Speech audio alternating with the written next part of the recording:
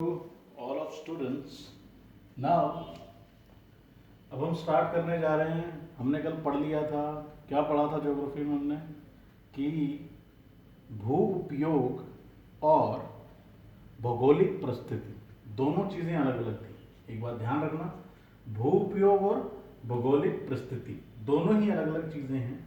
अब हमें क्या करना है, भू उपयोग का वर्गीकरण, भूपयोग का वर्गीकरण। ये क्वेश्चन 6 मार्क्स का आ सकता है। वेरी इंपॉर्टेंट क्वेश्चन है कि जो भूमि आप उपयोग में लाते हो उसका वर्गीकरण कीजिए। ठीक है, भू संवर्ग के अनुसार, किसके अनुसार, भू संवर्ग के अनुसार, भू राजस्व के अनुसार, भू राजस्व के अनुसार भू उपयोग का वर्गीकरण। ठीक है, तो स्टेप बाय स्टेप हम चलते हैं। सबसे पहला आपको मालूम है वनों के अधीन क्षेत्र, वनों के अधीन क्षेत्र। अब इसमें आप कैसे लिखोगे इस संवर्ग में? अब वनों के अधीन क्षेत्र क्या है? उस तरह का क्षेत्र जो वनों के अधीन आता है, मतलब वहां पर सिर्फ वन पाए जाते हैं, आप कृषि वगैरह नहीं करते, उसे बोला जाता है वनों के अधीन क्षेत्र। तो इसमें किस तरीके से लिखोगे आप, इस संवर्ग में, इस संवर्ग में वह भूमि सम्मिलित है, वह भूमि सम्मिलित है जिस पर वन होते हैं, जिस पर वन होते हैं। बड़ी इंपॉर्टेंट लाइन है। हर भू उपयोग के वर्गीकरण में आप ये लाइन लिखोगे, इस संवर्ग में वह भूमि सम्मिलित है जिस पर वन होते हैं। अब वनों के अधीन दो तरह के क्षेत्र होते हैं, वनों के अधीन दो तरह के क्षेत्र हैं, दो तरह के क्षेत्र हैं। पहला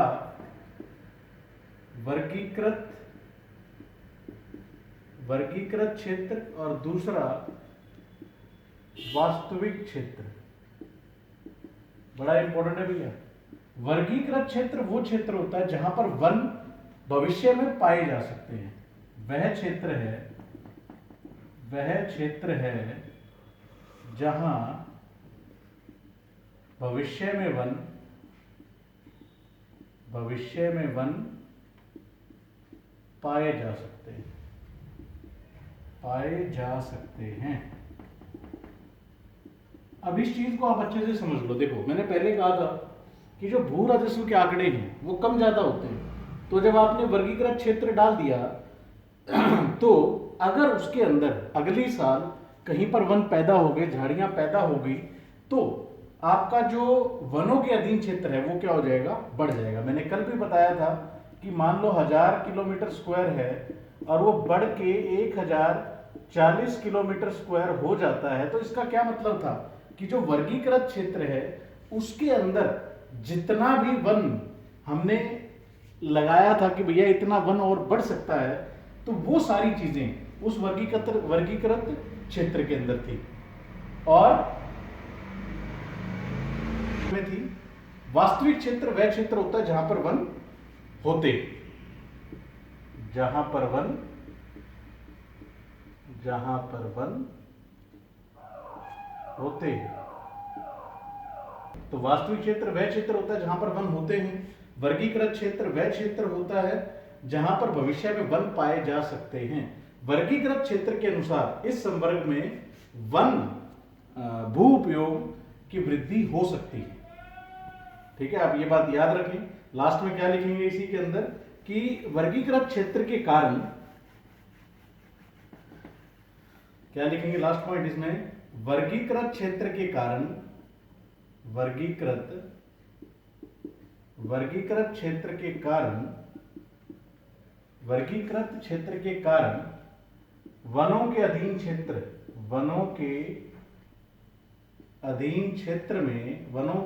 क्षेत्र में वृद्धि हो सकती है। हो सकती है। तो ये बात आप बिल्कुल नोट डाल के लिखें यहाँ पर, ये नोट है इंपॉर्टेंट, कि वर्गीकृत क्षेत्र के कारण ही वनों का जो अधीन क्षेत्र है उसमें वृद्धि हो सकती है। तो ये आपका वनों के अधीन क्षेत्र है। तो वनों के अधीन क्षेत्र भी बहुत इंपॉर्टेंट है। अब दूसरे पे आ जाओ, गैर कृषि युक्त कार्य। दूसरा क्या है?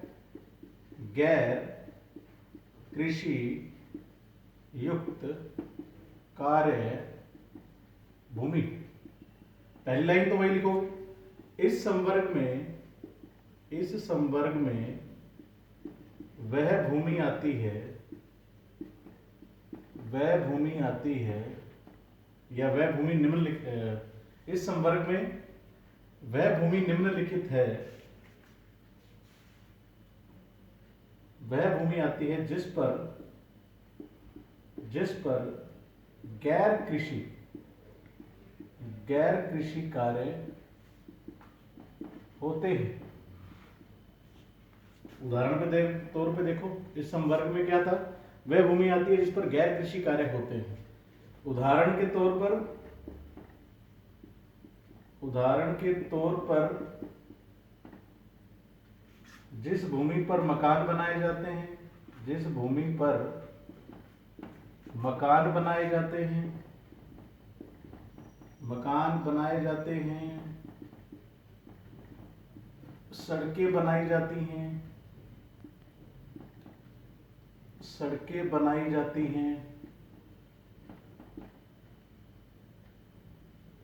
सड़कें बनाई जाती हैं, फैक्ट्रीज का निर्माण होता है, फैक्ट्री बनाई जाती हैं।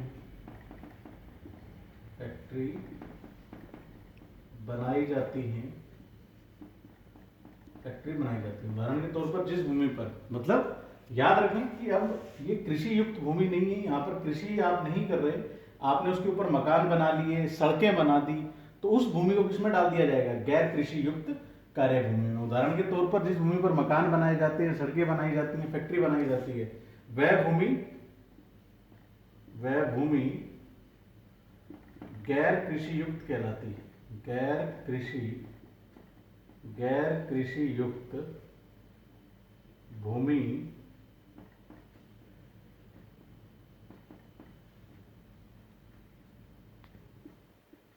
कहलाती है। तो ये बात याद रखें। अब प्राथमिक और द्वितीयक क्षेत्र में बदलाव के कारण इस संवर्ग में भी भूमि की वृद्धि हो सकती है। याद रखना, नोट डाल के क्या लिखोगे? Very important. ये क्या है? बड़ा आसान सा है, याद रखें। देखो, पहला पढ़ा आपने वनों के अधीन क्षेत्र। वनों के अधीन क्षेत्र में क्या था?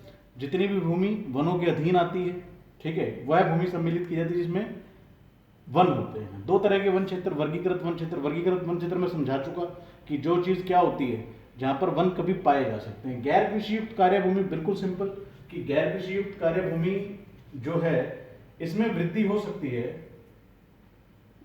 इसमें वृद्धि का कारण इस संवर्ग में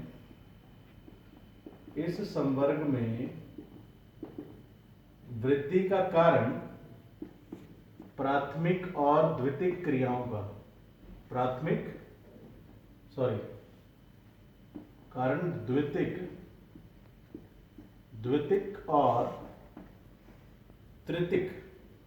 द्वितीयक और तृतीयक क्रियाओं का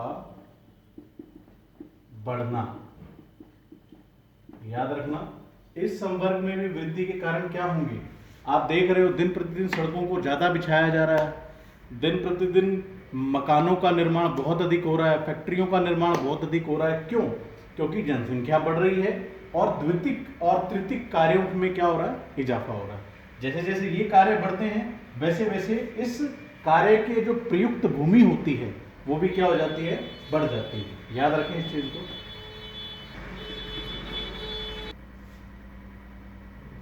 तीसरा है बंजर भूमि।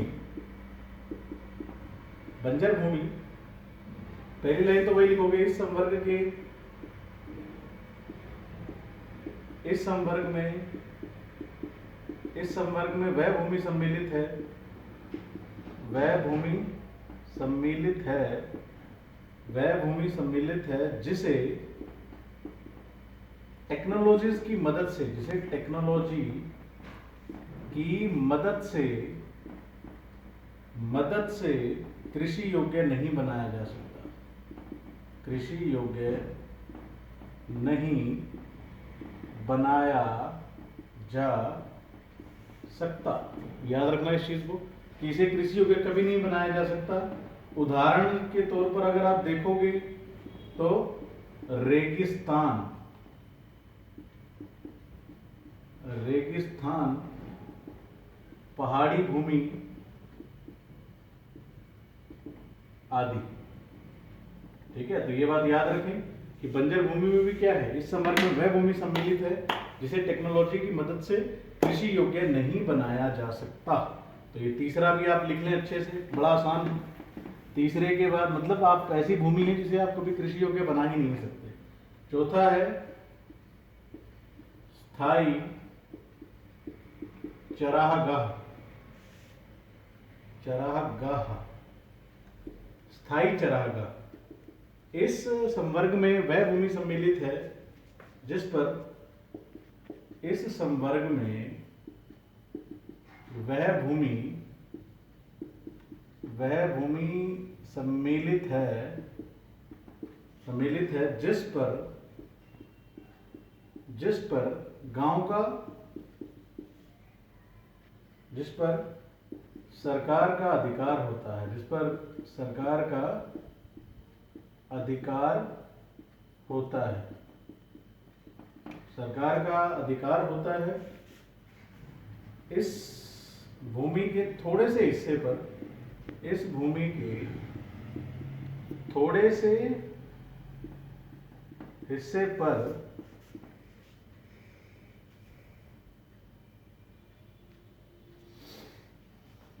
निजी स्वामित्व भी होता है, निजी स्वामित्व भी होता है। अब आप एक बात समझ लो, स्थायी चारागाह क्या है।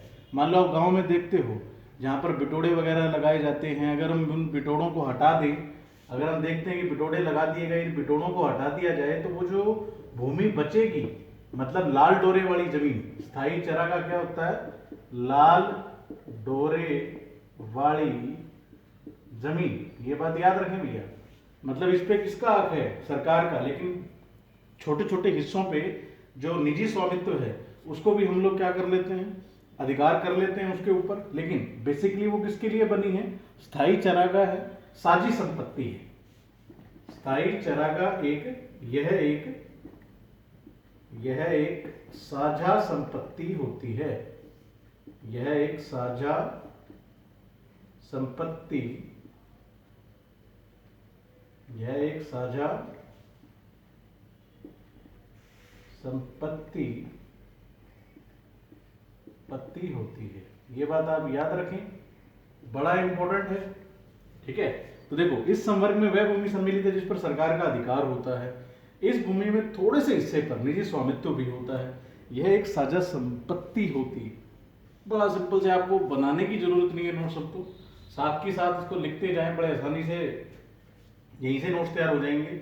और स्थायी चारागाह जो है वो क्या होती है, लाल डोरे वाली जमीन। याद रखें, गांव के अंदर कई ऐसी जमीनें या कई आपको हिस्से नजर आते हैं जहां पर छोटे छोटे, मतलब हम बिटोड़े लगा देते हैं, वो स्थायी चारागाह ही होता है। मतलब वहां पे जाके अगर आप घास उग गई वहां पे, अगर देखोगे तो बारिश के बाद वहां घास हो जाता है, और वहां पे फिर आप जानवरों को चरा भी सकते हो, और ये सरकार के अधिकार के तहत होती है। एक और करवा देता हूं बस, चौथा, स्थायी चारागाह के बाद पांचवा और कर लो, उपवनों के अधीन क्षेत्र, उपवनों के अधीन क्षेत्र। इस संवर्ग में वह भूमि सम्मिलित है, वह भूमि सम्मिलित है जिस पर बाग या उपवन लगाए जाते हैं, लगाए जाते हैं, बड़ा सिंपल है। इस संवर्ग में वह भूमि सम्मिलित है जिस पर बाग या उपवन लगाए जाते हैं। और उसके बाद क्या डालोगे, यह इंपॉर्टेंट जो नोट है वो आपको हमेशा याद रखना है, यह निवल बोया गया क्षेत्र में नहीं आती। निवल बोया गया क्षेत्र में नहीं, यह क्षेत्र यह क्षेत्र निवल बोया गया क्षेत्र में नहीं आता। बहुत इंपॉर्टेंट बात है। निवल बोया गया क्षेत्र से मतलब वो है कि जिस पर फसलें बोई जाती हैं और काटी जाती हैं उसे बोला जाता है निवल बोया गया क्षेत्र। तो उसके अंदर हर साल हम देखते हैं कि फसलें कट रही हैं, बढ़ रही हैं, कई बार आप उसे छोड़ भी देते हो तो संवर्ग बदल जाता है। ठीक है, भूमि के जो अधीन क्षेत्र हैं वो बदल जाते हैं, भू उपयोग में परिवर्तन आ जाता है। जैसे मान लो आपने एक साल के लिए खेती थी और खेती कई किसानों ने छोड़ दी, मतलब अब उसके ऊपर खेती नहीं हो रही, तो जो पहले खेती 2000 किलोमीटर पर हुई थी, इस साल वो कृषि घट के 1050 हो गई, इतनी कम हो गई। आपने अपनी लैंड को छोड़ दिया, खाली छोड़ दिया, या वहां पर खाली छोड़ के आपने क्या लगाना शुरू कर दिया, बाग लगाने शुरू कर दिए। समझ लो इस चीज को कि अब इसके ऊपर आपने क्या लगाना शुरू कर दिया, बाग लगाना शुरू कर दिया। और बाग लगाना शुरू किया तो यहां पर क्या नहीं होगी, खेती नहीं होगी। अब खेती नहीं हो रही तो निवल बोया गया क्षेत्र तो कम हो जाएगा, लेकिन बढ़ क्या जाएगा, उपवनों के अधीन क्षेत्र। इसी चीज को समझ लें कि जितना भू संवर्ग या भू राजस्व है उसके अनुसार जो भू उपयोग है उसमें परिवर्तन होता रहता है। किस तरीके से परिवर्तन होता है, कभी एक संवर्ग बढ़ जाता है, कभी एक संवर्ग घट जाता है। तो इसको आप अच्छे से कर लें। बहुत बहुत धन्यवाद आप लोगों का। अच्छे से वीडियोस देखें और अच्छे से अपना काम करते रहें।